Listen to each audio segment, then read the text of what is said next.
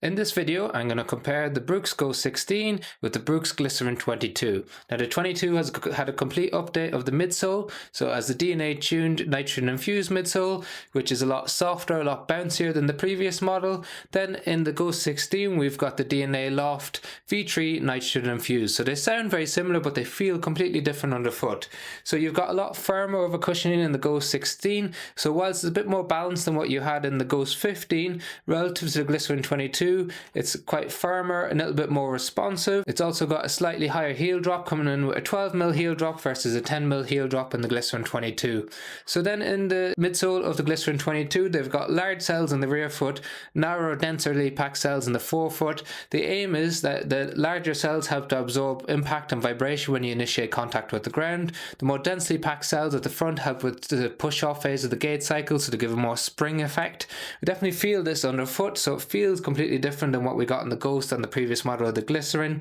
A lot softer when we initiate contact with the ground, and a really good, excellent springy push off. So we definitely agree with what Brooks are trying to do here. They feel it's trying to revolutionize the industry in terms of the midsole. Not quite sure about that, but definitely a big improvement.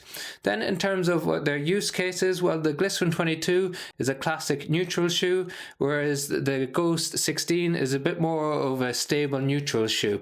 So I'll explain a little bit to you about what that means. So you have a relatively firm midsole underneath. You've got some stability elements by having sidewalls on the outside at the heel and on the midfoot, and a small one on the forefoot. And then you've also got some bigger sidewalls on the inside of the shoe. They come up, cradle your heel, help to control pronation forces on top of the shoe. They're coupled up with a ball base of support under your foot and some sole flare where the sole tilts out wider than where your foot sits in the shoe. All of these features help to keep your foot centered in the shoe as you move throughout the gait cycle. So you've got a flat bed on the shoe, therefore making it more neutral, and then you've got stability elements to it, making it more of a stable neutral shoe. In contrast to that, with the Glycerin, because you've got a more spongier midsole, it inherently makes it a little bit more unstable. It's got smaller sidewalls than you get in the Ghost 16, and coupled up with the bouncier midsole, it makes it more of a classic neutral shoe.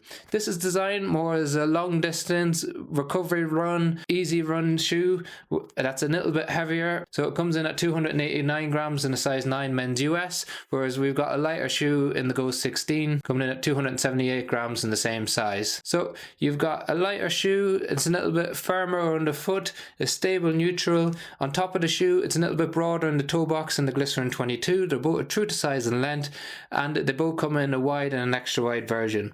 You've got a bit more padding around the heel counter on the Glycerin 22. It's got this thin layer on top, which is very similar to what we see in the Asics Gel Nimbus 26, and it's got a nice pull-on tab that you don't get on the Ghost. So a little bit heavier, a bit more comfort focused in the Glycerin 22, a little bit lighter, a little bit firmer in the Ghost 16 that can be used a bit more for up-tempo runs, not necessarily race pace, but it's definitely a little bit faster on the foot, we felt, whereas the Glycerin 22 is more focused on comfort, longer distance runs. If you've got questions on either of them, please leave in the comment section below. We've got links to them in the description. Purchasing through the links helps fund the channel without affecting the price that you pay. Otherwise, if it's just for information that you're here for, thanks for watching. Hope you found it helpful. Like and share and subscribing is always appreciated.